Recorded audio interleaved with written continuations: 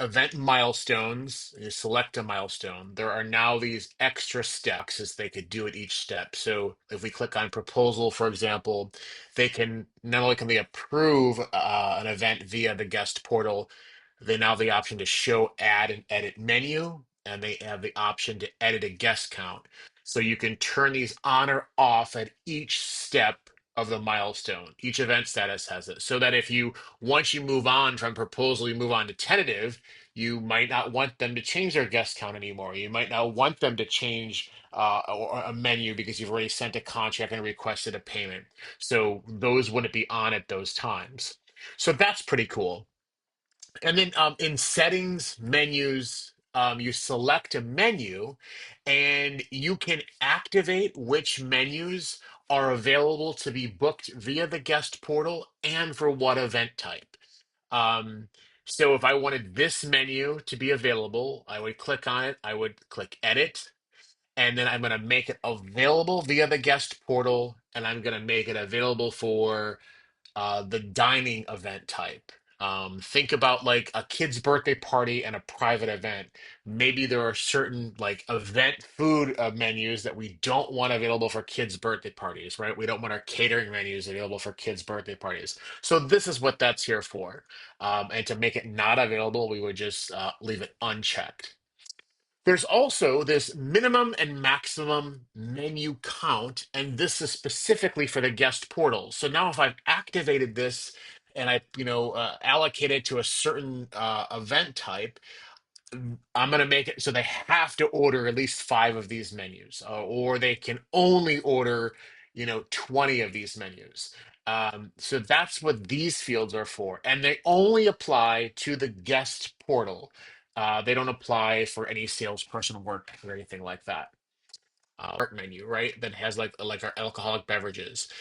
Instead of having the menu settings, let's say with drink tokens, let's say they have to order 20 tokens or tier. I put a minimum of 10 tokens, a maximum of 50. So if they're gonna order the drink tokens, they have to order at least 10 and they can only order a maximum of 50. So we've added minimum and maximum to the menu settings. We've added minimum and maximum to item settings for a la carte pricing. Okay. Itself, when we double click and go into an event, if we go to the event details page, there's now a minimum and maximum guests, and this pertains only to the guest portal. So if minimum of 20, and I'll put the maximum of 50, and I'll hit save. So now if we go into the guest portal, where the guests are there, there are no, oh, and so that's the other cool thing is because if a menu isn't, um, if you don't have a menu that has the ability to um, uh, be added via the guest portal, it also doesn't have the ability to edit it via the guest portal. This is important for like, room fees or something like that. So I'm going to put a menu on here. And this is the room fees one with a la carte pricing. And I'm just going to say it's the dining room rental fee and it's for 500 bucks. Well, because that's on here, I don't want the guests going and like, manipulating this, room fee one, right? So because it's not available to be added to a menu, also is not available to be edited. So if I go to the guest portal, refresh this real quick. If I hit edit, you'll see there's not a menu that's available to be edited, even though there's a menu on here, right? Now, if I wanted to add a menu, here are the options that are available. So let's look at the alcoholic beverages, which is a la carte pricing. And remember the drink tokens we set at a minimum of 10, I believe, right? So it's going to tell us, hey, there's a minimum of 10, there's a maximum of 50. So I've got to click and make sure I get at least 10 on here, and I hit save as the customer. Now we'll see that this automatically updates down over here. So when I add a menu to an event, um, you saw me doing that here, right? We can do that. We'll click this and I'll make my selections. I can adjust the count if I want to up here and I'll hit save.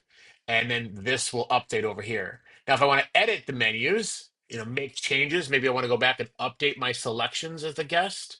I could just, uncheck one and check another. and save that. That's perfect. We can click out of there and come back over here. Now we don't have that accept and approve button. Well, why? Well, that's because in settings, I didn't have, probably I don't have accept and approve because it's still in the inquiry stage here. So the accept and approve button isn't there. But let's say I want to update that guest count, right? So it has 20. If I want to change it to 15 and hit save, it says the guest count minimum is 20, the maximum is 50. For further assistance, please contact the venue. So it's not going to let me make those changes because the salesperson has set the minimum on that event to be um, a minimum of 20 guests, so it can't go below that. So those are things that are so cool. Now, all a salesperson has to do is they have to like create the event, add whatever areas and assets might be for a guest count. Then they could just send it off to the guest and say, "Hey, make your food and beverage selections via the guest portal." And then when you're ready, click accept and approve, and you're on to go. Then when